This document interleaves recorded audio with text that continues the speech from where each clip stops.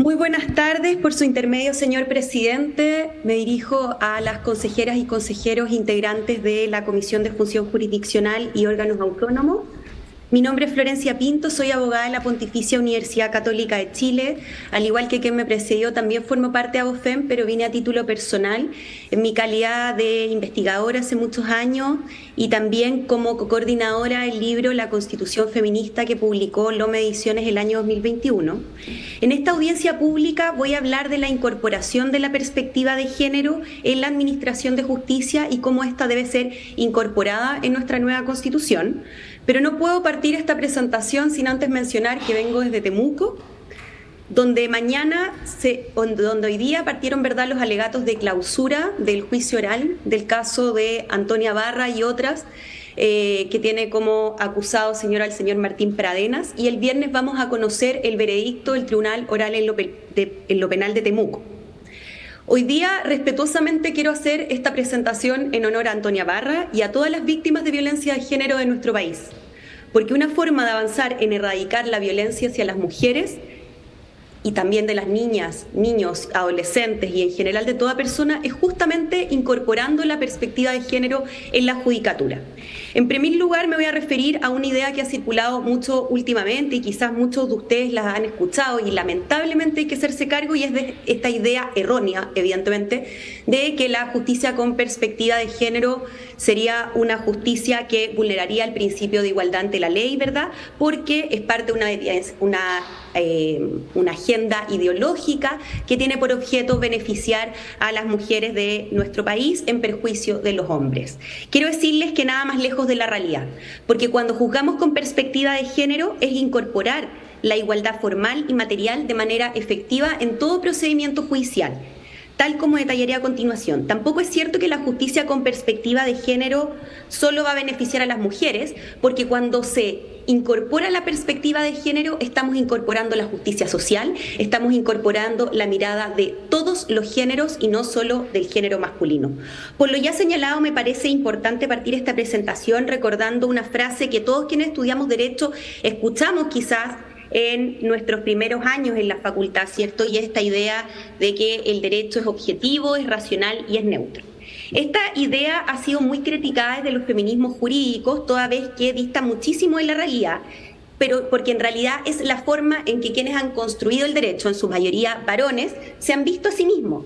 Tal como dice, por ejemplo, la académica Bárbara Sepúlveda Ales de la Universidad Alberto Hurtado y de la Universidad de Chile, el derecho tiene género y también reproduce género a través de la reproducción de estereotipos y sesgos de género que mantienen, limitan y condicionan la posición de las mujeres en la sociedad y, por supuesto, también en el derecho. Las falsas pretensiones de neutralidad, de racionalidad y objetividad del derecho liberal no son más que manifestaciones de un derecho hecho por hombres y para los hombres. En virtud de lo anterior, nosotras manifestamos, ¿cierto?, que incorporar una perspectiva de género en el derecho y no una neutral como pretende el derecho liberal imperante es algo necesario, es algo urgente y es un mínimo civilizatorio. Esta perspectiva, como señala la académica Alda Faccio, que quizás muchos de ustedes la han escuchado, consiste en ponernos estos lentes de género o lentes de mujer para observar la realidad, porque el conocimiento y el quehacer humano en general, registrado a lo largo de toda nuestra historia, no ha sido neutral en términos de género, sino que ha incluido solo la experiencia y la mirada de uno de los géneros, y es el género masculino. En definitiva, la producción del conocimiento jurídico y social ha tenido una perspectiva androcéntrica y no ha tomado en consideración las relaciones de poder entre los géneros y cómo ello influye en los estereotipos que sin duda a su vez, ¿verdad?, afectan a las sentencias de los tribunales que imparten justicia. Frente a esta realidad es que surge como propuesta incorporar la perspectiva de género, que no es sino hacernos cargo de estas situaciones de desventaja, discriminación, desigualdad y violencia que viven las mujeres en el derecho, ¿cierto?, y en nuestra sociedad.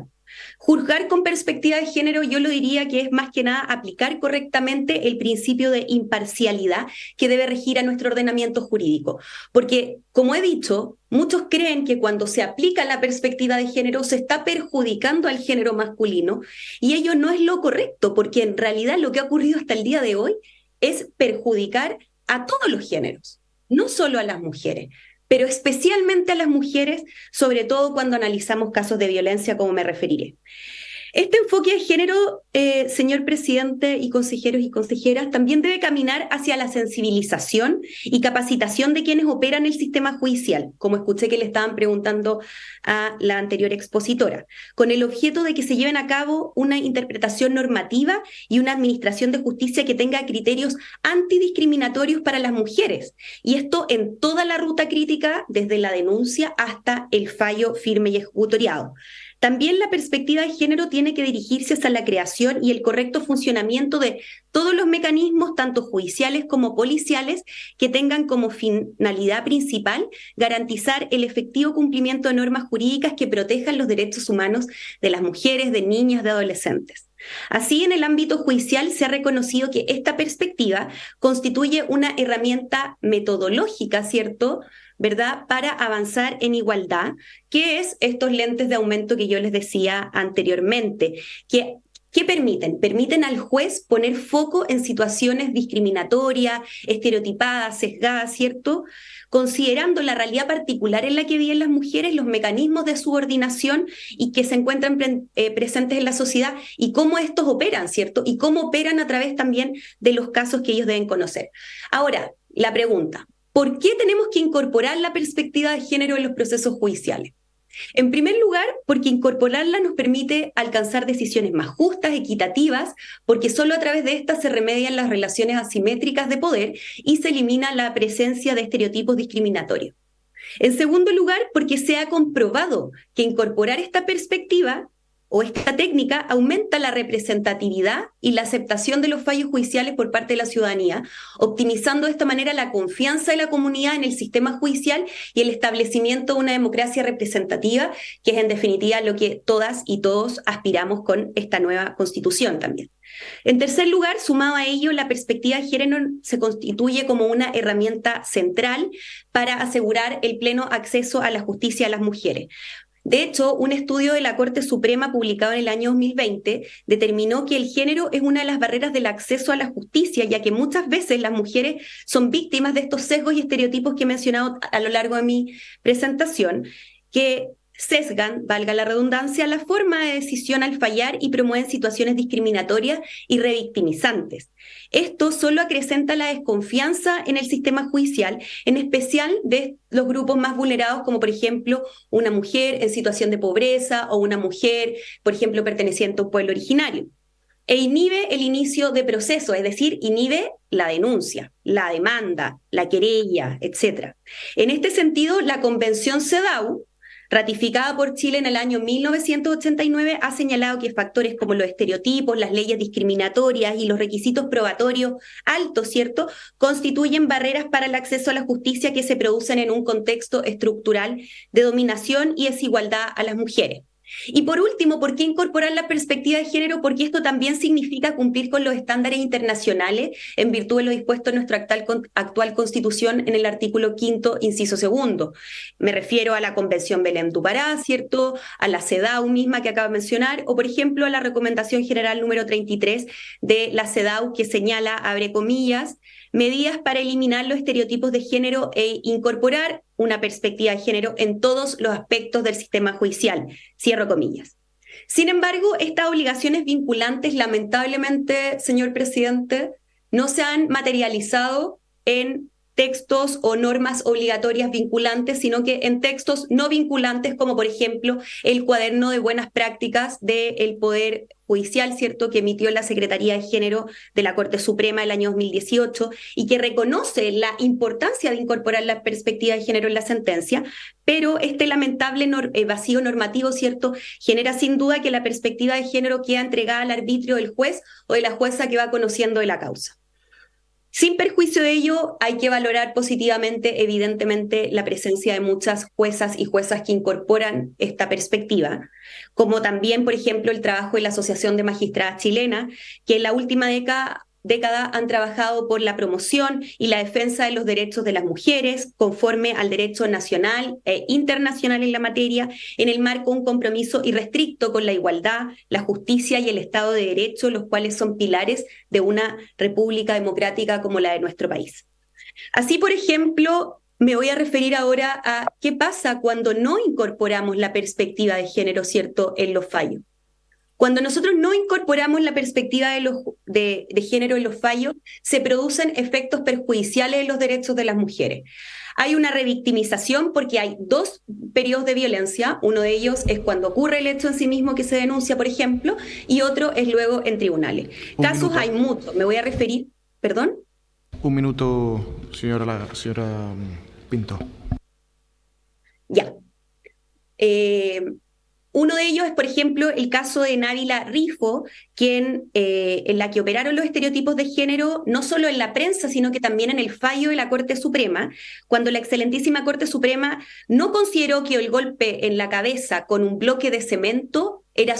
no era suficiente, ¿verdad?, para acreditar el dolo de matar exigido por el tipo de femicidio. Casos hay muchos. El caso de Karen Atala Rifo, que se ha mencionado muchísimo, el caso de la pastora Aymara, ¿cierto?, Gabriela Blas Blas, quien estuvo 5 años privada de libertad. Y no es casual que en estos últimos dos casos que yo les menciono, la Corte Interamericana de Derechos Humanos condenó al Estado de Chile por incumplir sus obligaciones internacionales en cuanto a los derechos de las mujeres, pueblos originarios e interculturalidad. Voy terminando.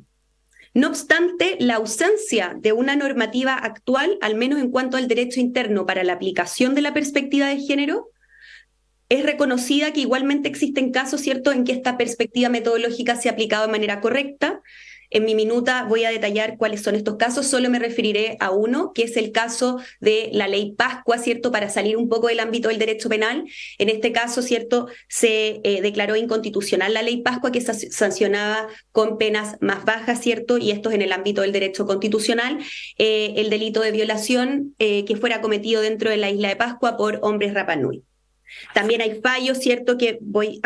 menciono en mi minuta. Y por último, algunos de ustedes, y con esto concluyo, se deben preguntar por qué proponemos un reconocimiento constitucional, ¿cierto?, de esta norma y no lo dejamos meramente al desarrollo del legislador. La respuesta va en la línea de lo que ya les he expuesto. Primero, porque el deber de promover los derechos de acceso a la justicia, la igualdad y la no discriminación de las mujeres recae en todos los poderes del Estado, incluido el judicial. Segundo, porque el reconocimiento constitucional supone garantizar que todas las mujeres que enfrenten un proceso judicial lo hagan a través de un trato justo y digno, conforme a los estándares internacionales a la materia, y que esto no va a quedar supeditado al arbitrio o buen designio del juez o jueza de la causa. También porque hemos constatado que el derecho no es neutro, sino que el derecho tiene un género. Y para esto también es necesario replantearnos la paridad al interior del Poder Judicial, porque no puede ser que 3 jueces varones decidan si es que a una mujer efectivamente se puede acreditar que efectivamente a una mujer la violaron o no, o que una mujer sí fue o no víctima de un femicidio. Necesitamos a juezas incorporadas en los tribunales colegiados para conocer de estas causas, necesitamos incorporar la perspectiva de género a nivel transversal, y no solo me refiero en la judicatura, sino que, como he señalado, también en las policías, porque no es culpa de las policías no poder recepcionar adecuadamente las denuncias, sino que esto es algo de lo que nos tenemos que hacer cargo, y que por su intermedio, señor presidente, llamo a las y los consejeros a incorporarlo en el texto constitucional. Muchas gracias por escucharme y por la invitación a exponerles el día de hoy.